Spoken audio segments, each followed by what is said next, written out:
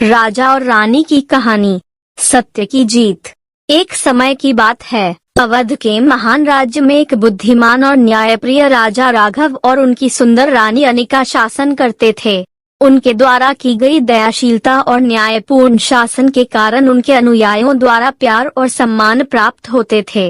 राजा राघव सत्य और न्याय के प्रति अटल समर्पण के लिए जाने जाते थे और वह मानते थे कि सत्य की विजय ही अंतिम जीत होती है। एक दिन शक्तिशाली पड़ोसी राज्य, जिसे विक्रम नामक राजा शासित करते थे, अपने क्षेत्र का विस्तार करने और अवध में आक्रमण करने की योजना बनाई। राजा विक्रम अपनी कपटपूर्ण और छली भरी चालों के लिए जाने जाते थे। उन्हें लगता था कि शक्ति और छलने से ही विजय प्राप्त की जा सकती है।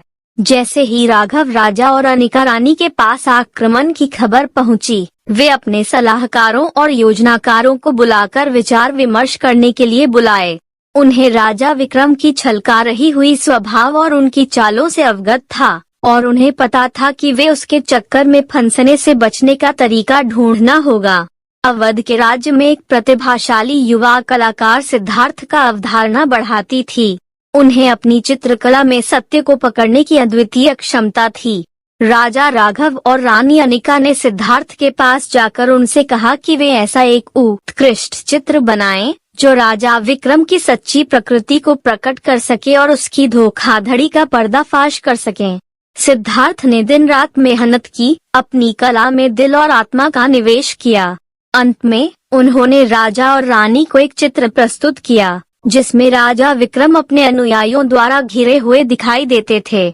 हालांकि सिद्धार्थ ने चालीसत के भीतर एक छोटी सी दर्पण छिपा दी थी, जो सभी लोगों की सच्ची इच्छाओं और भावनाओं को प्रतिबिंबित करती थी। राजा राघव और रानी अनिका बहुत प्रभावित हुए सिद्धार्थ की अद्वितीय चित्रकला से। उन्होंने तय किया कि वे चित्रकला को एक भव्य उत्सव में प्रदर्शित करेंगे, जहां राजा विक्रम और अन्य प्रभुजन उपस्थित होंगे। जब मेहमान चित्रकला की प्रशंसा कर रहे थे, उन्होंने दर्पण में अपने खुद का प्रतिबिंब देखा और अपनी असली पहचान से मुकाबला किया। राजा विक्रम छल के जादूगर होने के बावजूद दर्पण में अपनी दुष्टता और धोखाधड़ी को छिपा नहीं सका। उसकी असली प्रकृति सभी के सामने प्रकट हो गई। हालांकि दूसरे मेहमान अपने गुणों और अच्छाई को दर्पण में देख रहे थे। अपनी असली इच्छाओं का प्रतिबिंब देखकर राजा विक्रम शर्मिंदा और लज्जित महसूस करने लगा।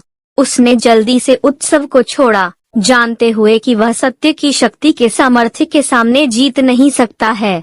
राजा विक्रम की धोखाधड़ी की खबर पड़ते ही यह समाचार पड़ोसी राज्यों में फैल गया, जिससे उसकी छवि धूमिल हुई और उसकी स्थिति कमजोर हुई। दूसरे राजा रानियां समझ गए कि सत्य और न्याय का महत्व क्या है, और वे राजा राघव और रानी अनिका के साथ मिलकर राजा विक्रम के आक्रमण योजनाओं को रोकने के लिए एकजुट हो गए। संयुक्त राज्यों की संगठन की मदद से उन्होंने राजा विक्रम के सेना के खिलाफ अवध की सुरक्षा सफलतापूर्वक संभाली। सत्य की विजय छल के खिलाफ एक बहुमुखी सफलता थी और राजा राघव और रानी अनिका न्यायपूर्णता और ईमानदारी के प्रतीक बन गए। अवध के लोग अपनी जीत के जश्न मनाए। उन्होंने समझा कि यह सत्य की ही जीत है। सत्य की विजय ने ही उनके राज्य को बचा लिया है। राजा राघव और रानी अनिका दयाशीलता और ज्ञान के साथ शासन करते रहे, अपने अनुयायियों को प्रेरित करते रहे कि वे अपने जीवन में सत्य को ग्रहण करें और सत्य के मूल्यों का सम्मान करें। वक्त बीतते बीतते राघव राजा और अनिका रानी की जीत की कहानी दूर दराज के लोगों तक पहुंची। दूसरे राज्यों में उनकी योग्यता और ईमानदारी की प्रशंसा हुई और वे सबके लिए एक प्रेरणा स्रोत बन गए। सत्य की ही जीत ने अवध को सबको सिखाया कि सत्य की शक्ति हमेशा विजयी होती है।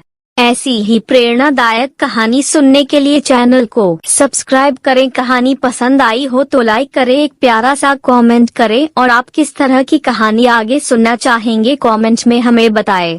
धन्यवाद।